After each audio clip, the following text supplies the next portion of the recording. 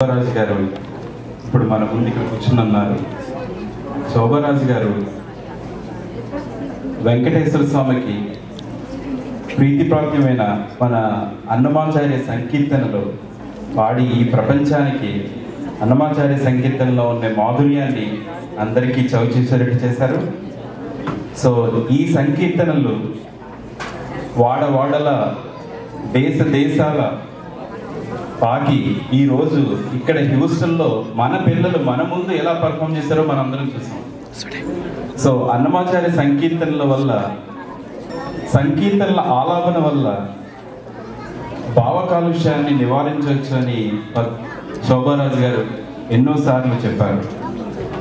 భావ కాలుష్యం అంటే ఏంటంటే ఎరాడికేషన్ ఆఫ్ బ్యాడ్ థాట్స్.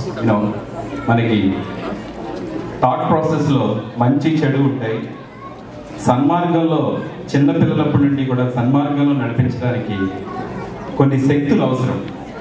ఇటువంటి ఎనర్జీ కానీ శక్తులు కానీ మనకి రావాలి అంటే కనుక ఈ సంకీర్తనల ద్వారా పిల్లల యొక్క భావాలని, అంటే మంచి భావాలని పెంపొందించడంలో ఎంతో ఉపయోగపడుతుందని ఈ ప్రపంచానికి చాటి చెప్పారు శోభరాజు గారు. ఆ సంకీర్తనలోని కొన్ని సంకీర్తనలు మన ముందు ఈరోజు అందించబోతున్నారు. ఒక్కసారి అందరూ కూడా మీ కరతాళ ధ్వనుల